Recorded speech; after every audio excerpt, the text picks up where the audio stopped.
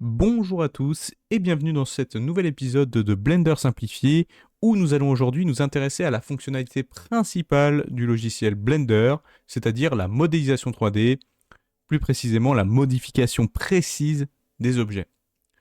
Alors, comme on a constaté dans la dernière vidéo, on a effectivement appris à redimensionner les objets, à les déplacer, à les redimensionner que sur un axe ou un autre axe ou sur un plan particulier. Voilà.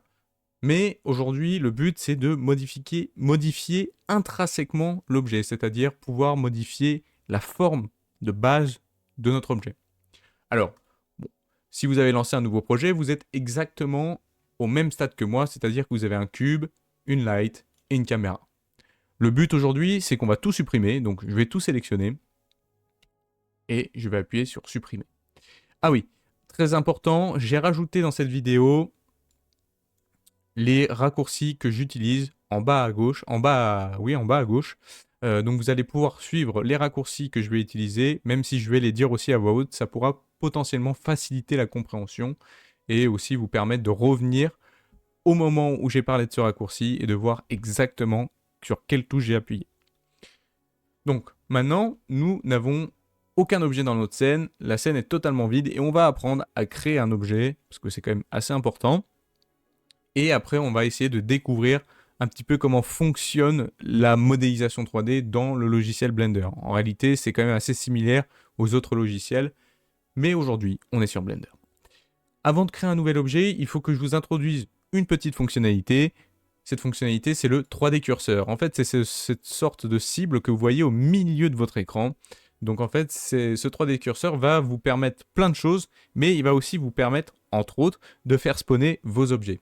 En fait, ce 3D curseur va permettre à l'objet de spawner à l'endroit exact où il se trouve. On va le voir tout de suite. Donc pour faire spawn un objet, il faut appuyer sur Shift A. Si vous appuyez sur Shift plus A, vous allez avoir ce menu qui va apparaître. Là, vous voyez énormément de possibilités. On retrouve notre light et la caméra. Mais nous, ce qui va nous intéresser dans cette vidéo, c'est le menu déroulant Mesh. Dans ce menu déroulant, vous avez énormément de choix de formes de base que Blender va proposer. Et en gros, pour vos modélisations, vous allez avoir besoin de tous ces objets-là. Et vous avez quelques objets en particulier qui sont très utiles, comme le cylindre, la sphère et le cube, le cercle aussi, et le plan, tout simplement. Nous, ce qu'on va faire aujourd'hui, c'est un cube. Donc voilà, on a fait spawn ce petit cube en le sélectionnant. Et on voit que ce cube, quand on le sélectionne, on a ce petit rond orange qui a spawn exactement au milieu de notre 3D curseur. Et c'est exactement ce que je vous disais juste avant. En fait, ce petit rond orange représente l'origine de votre objet. Et par défaut, dans Blender, l'origine de votre objet, il est au centre géométrique de celui-ci. Donc le centre géométrique, ça va être tout simplement le centre de votre cube. Donc ça va pas être le centre d'une face, mais le centre parfait du volume de votre cube. Voilà. Et donc, le 3D curseur va dire, voilà, le centre géométrique de cet objet va spawner exactement ici. Alors, on va pas aller plus loin dans l'explication des origines des objets et l'explication du 3D curseur. On verra sûrement ça dans une vidéo future.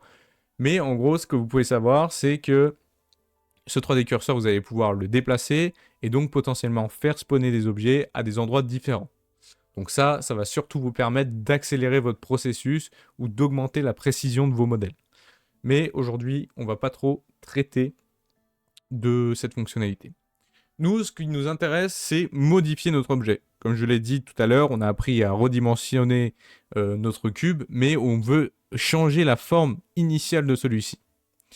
Et donc, pour ce faire, il va falloir appuyer sur Tab. Et Tab va vous permettre de rentrer dans l'Edit Mode. Donc, vous pouvez le constater en haut à gauche. On voit qu'on est bien dans l'Edit Mode. Ne faites pas attention aux autres modes, on les traitera plus tard. Et donc, l'Edit Mode va vous permettre de modifier un objet. Juste avant, on était dans l'Object Mode. Donc, on peut cliquer aussi ici pour passer de l'Object Mode à l'Edit Mode. Mais je vous conseille encore une fois d'utiliser Tabulation pour switcher entre les deux modes. Donc retournons à l'Edit Mode. Et donc l'Edit Mode, on voit que notre cube il est un peu différent. On voit qu'il y a des points, il y a des lignes, et puis il y a des faces. Voilà. Alors, qu'est-ce qui se passe? En 3D, généralement, vous avez toujours la même chose. Votre objet 3D, il est constitué de faces. Donc, qu'elle soit triangulaire ou carrée, votre objet, il est constitué de faces, et ces faces-là, elles sont constituées de sommets et d'arêtes. Et c'est exactement ce qu'on voit ici. Ici, on a les sommets. Donc, en anglais, on appelle ça des vertex ou des vertices. On a les arêtes. Voilà. Donc ça, c'est les edges, les edges. Et vous avez les faces aussi, donc, qui composent votre objet 3D, donc les faces. Et du coup, vous allez pouvoir les sélectionner. Donc vous avez différents modes de sélection, encore une fois. Vous allez pouvoir sélectionner soit les arêtes, soit les sommets, soit les faces. Donc pour ce faire, vous pouvez, comme vous voyez en haut à gauche, sélectionner ces petits menus qui vont vous permettre de switcher entre les différents modes de sélection. Et si vous voulez aller encore plus vite, je vous conseille d'utiliser les raccourcis. Donc en appuyant sur le 1 de votre clavier, vous allez pouvoir tout simplement sélectionner les sommets. En appuyant sur le 2, sélectionner les arêtes, et en appuyant sur le 3, sélectionner les faces. Et je parle bien du 1, 2, 3 de votre clavier et pas de votre pavé numérique, sinon ça fera une autre action. Donc là, le but, c'est vraiment d'utiliser le 1, 2, 3 de votre clavier. Voilà. Et vous pouvez switcher entre les différents modes de sélection. Donc maintenant, on va pouvoir commencer à modifier la forme de notre objet. Donc par exemple, si je veux déplacer ce point, parce que j'ai pas envie que la forme soit si cubique que ça, eh ben, je vais pouvoir appuyer, comme on a vu dans l'Object Mode, sur G, et ça va me permettre de faire varier la position de mon point. Voilà. Je peux tout à fait contraindre ce déplacement sur X, sur Y, de la même façon qu'on a vu dans la première vidéo. On peut tout à fait aussi faire une rotation. Bon là, c'est pas très représentatif, mais si je sélectionne ces deux points, je peux faire une rotation autour de X, autour de Y.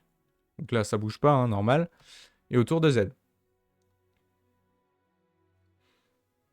Voilà. Donc je peux faire des variations comme ça. C'est tout à fait possible. Avec ces deux points, je peux aussi appuyer sur S pour diminuer l'écart entre les deux. Je peux contraindre ça sur X, donc là, ça va rien changer.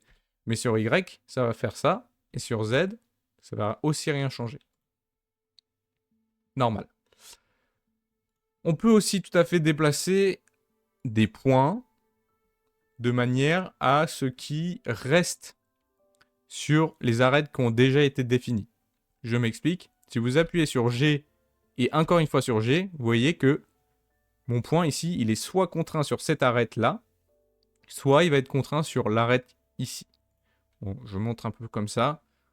Si j'appuie sur deux fois sur G, je contrains le déplacement de mon point sur les différentes arêtes de mon cube. Et ça va être très intéressant.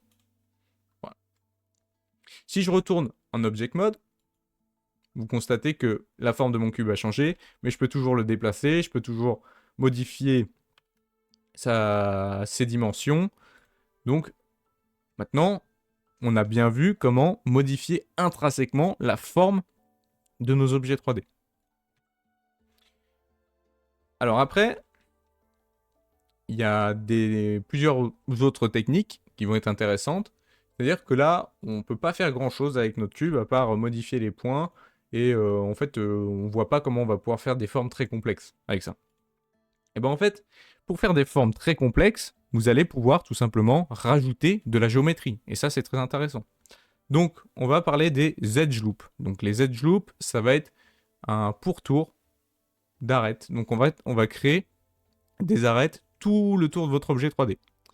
Donc, si j'appuie sur CTRL plus R, vous voyez cette ligne jaune, et bien en fait, ça me représente la edge loop que je vais créer. Là, je ne l'ai pas encore créé, mais il me représente cette edge loop.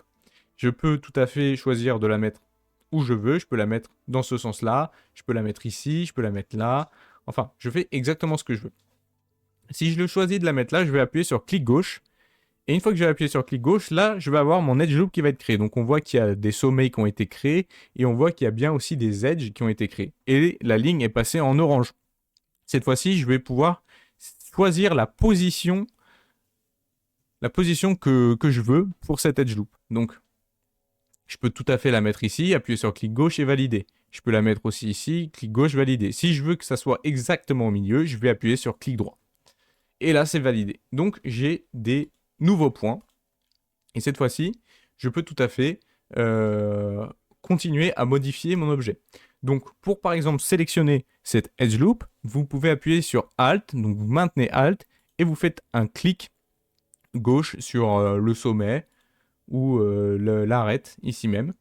Et vous voyez que vous pouvez tout à fait sélectionner cette edge loop dans son entièreté. Maintenant, si je veux modifier, je peux tout à fait appuyer sur S pour changer la dimension.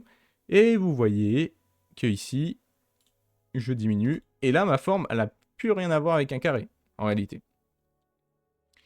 Donc, voilà comment vous allez pouvoir faire des modifications intéressantes. Je vais supprimer cet edge loop et je vais vous montrer une autre fonctionnalité avec les edge loops aussi.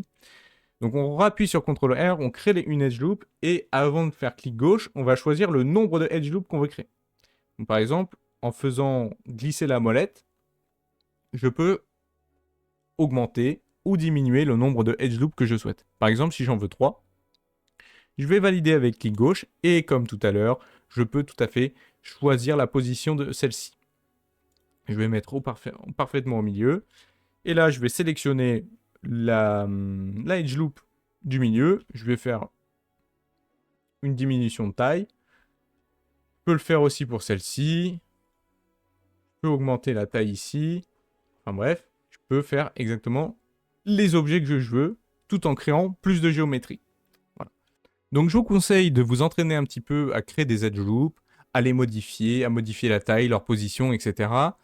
pour pouvoir bien prendre en main cet outil qui va être quand même très utile. Même si aujourd'hui on n'en voit pas forcément l'utilité, et ben en fait, plus tard vous verrez que vous allez pouvoir faire des choses assez intéressantes avec les edge loops. Enfin, c'est même la base de la modélisation. Et vous allez pouvoir tout à fait rajouter de la géométrie et créer des formes plus complexes qu'un simple cube. Je vous rappelle que à la base, on est parti d'un simple cube. Alors, dans la prochaine vidéo, on traitera d'autres outils qui permettront d'encore plus complexifier la forme. Donc de rajouter de la géométrie encore une fois, de rajouter du volume à notre forme. Le but, c'est de ne pas faire de vidéos trop longues pour vous surcharger d'informations, de déjà essayer de prendre en main ces edge loops et de pouvoir bien comprendre leur utilité et de comment ça fonctionne. Pour ensuite passer à l'étape supérieure et donc commencer à traiter de sujets un peu plus complexes. Donc je vous invite à aller voir mon ancienne vidéo si vous voulez comprendre un peu mieux l'interface Blender et aussi les déplacements en Object Mode. Et puis je vous invite aussi à vous abonner à la chaîne pour ne pas manquer la future vidéo qui traitera plus encore en profondeur de la modélisation sur Blender. En tout cas, j'espère que celle-ci vous aura plu, qu'elle vous aura apporté réponse aux questions que vous vous posez. Et si vous avez apprécié cette vidéo, n'hésitez pas à lâcher un like et aussi à commenter celle-ci si vous avez des questions. En tout cas, moi je vous souhaite une bonne fin de journée et je vous dis à la prochaine.